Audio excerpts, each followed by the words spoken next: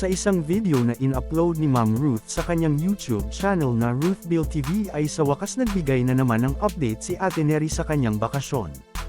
Magbabonding sila Ate Neri kasama ang pamilya, mga pinsan at nasa bahay pa yung iba. Ayon kay Ate Neri na maliligo sila sa isang swimming pool na Gaya daw ang pangalan. Huling araw na ito ni Ate Neri sa lugar nila dahil bukas na daw siya kukunin nila Sir Paul. Ayon kay Ate Neri na pupunta sila Sir Paul sa Paradise Embac, at hindi niya alam kung ano ang lulutuin nila doon. Kaya nagbabonding muna sila Ate Neri ng mga pinsan niya kasi babalik na siya bukas tapos hindi pa siya makakauwi sa susunod na uwian. Nakarating na nga sila Ate Neri sa venue. Ayon kay Ate Neri na kung hindi dahil sa kanya ay hindi sila makakaligo sa lugar kasi matagal pa siya bago makabalik. Ang ibig sabihin ni Ate Neri na ang pagpunta nila sa lugar para maligo ay isa sa mga naisip na paraan ng mga pinsan niya para mas ulit ang huling araw na kasama siya. Pinakita naman ni Ate Neri ang mama niya, papa, kapatid, mga pamangkin, mga tiyuhin at tiyahin. Kinabukasan ay aalis na si Ate Neri, kukunin na siya nila Daddy Paul sa kainan kaya ihahatid na siya ng papa niya sa Buda. Nasa bus na nga si Ate Neri papuntang kainan, kasama niya sa biyahe ang mama niya. Biro ni Ate Neri na nakisiksik lang sila sa bus kasi maaga daw siya kukunin nila Sir Paul.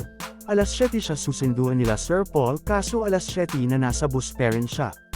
Hinala ni Ate Neri na nandun na siguro sila Sir Paul naghihintay sa kanya. Samantala nagbigay rin ng update si Erna sa kanyang pag-alis ulit sa kanila para bumalik na ng Abra. Kasama ni Erna ang mama at papa niya sa paglalakad dahil ihahatid daw siya ng mga ito. May tig-isang dala ang mama at papa ni Erna at ramdam talaga natin ang suporta ng mga magulang niya sa kanya.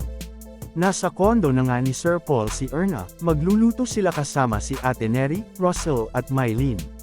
Si Ate Neri ang magluluto kasi alam naman natin na masanay si Ate Neri dito. Pagluluto minsan yung bonding nilang dalawa ni Ma'am Ruth, si Erna naman ang taga-prepare at hiwa ng mga sangkap. Pagkatapos nilang kumain ay nag-relax na muna sa sofa sila Russell, Erna at Ate Neri naghuhugas naman si Mylene. Sila lang palang apat ang nasa kondo kasi may nilakad sila Sir Paul kasama ang team. Pinuntahan ng apat ang isa pang kondo ni Sir Paul na malapit lang din sa pinagstayhan nila, napahanga naman si Erna sa kondo na ito ni Sir Paul.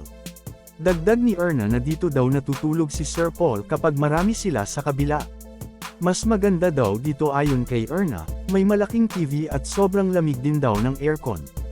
Tinanong ni Erna si Ate Neri tungkol sa aircon kung ano ang pinakamalamig dito at anong number. Sumagot naman si Ate Neri na pababa, mainit na pag umabot ng 25. Tinanong ulit ni Erna si Ate Neri kung gusto niya ng maligamgam, anong number ang pipiliin niya. Sumagot naman si Ate Neri na 16, 15, 14, basta pababa malamig na. Pinakita naman ni Erna ang kakauwi lang na si Sir Paul na nasa sala kasama si Sam at ang mama nito.